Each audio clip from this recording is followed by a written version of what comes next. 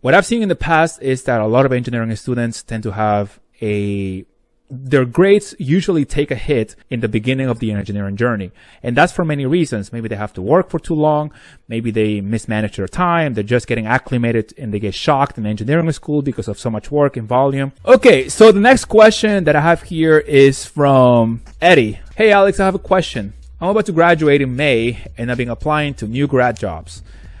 My GPA isn't high, 2.7 currently, and it'll be about 2.8 after I graduate.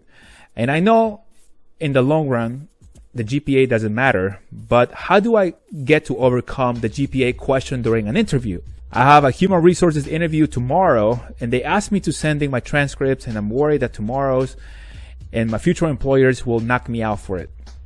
I've applied for jobs that doesn't require a transcript submission to no availability, and all the ones that require transcripts I haven't heard back from. So you think that your GPA is ruling you out. And then he continues, says, to give you a little backstory, I'm in my 30s with a wife and a daughter. I wasn't the best online student, and quite frankly, all the cheaters boosted the curve.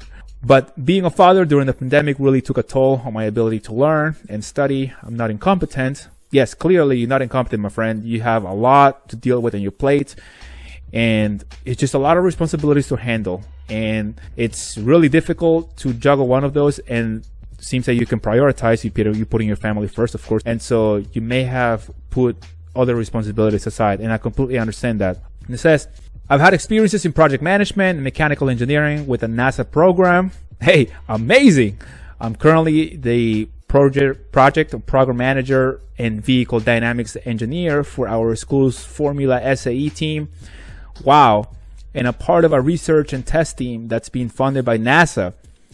I've got myself involved with as much as I could during my schooling, even during the pandemic, but it doesn't seem to help at all. Any advice would be appreciated. Okay, so a lot of detail here, and I know the situation can be complicated. So basically what we have here is we have an engineering student who is looking for jobs after graduation, but he thinks that he's getting rejected because of his low GPA. However, he does have an interview, so that's already something. One thing that we need to understand, guys, and this is not for you, Eddie. I know that you're just asking me a question here, but one thing that we need to understand is that it just takes one job.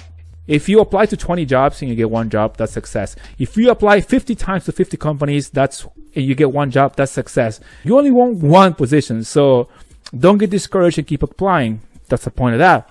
But then the other thing that I want to mention here is, you mentioned that you already have an interview and you want to overcome the question of what happened to your low GPA. So the first thing that I'm going to say here is that you had a lot of responsibilities on your engineering school. You also have, a lot of responsibilities at school and outside of school with NASA projects in school.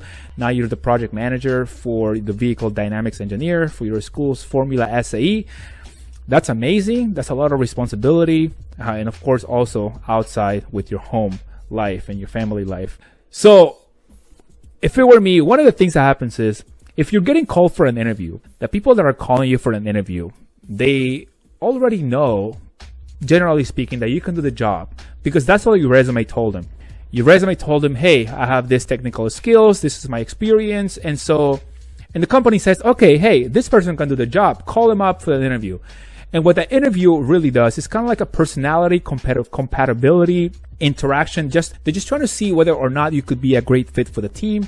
You could be a great fit for the company, for them, whether or not they're going to get along with you because they don't want to work with jerks. So my point of that is that they're already interested in you. Now, when it comes to the GPA question, what I would do is briefly mention all the responsibilities, not all the responsibilities, but what you had going on, because your situation is extraordinary. There aren't many engineering students who have that many responsibilities in the school, aside from engineering school itself and the classes and the tests and the projects and all that.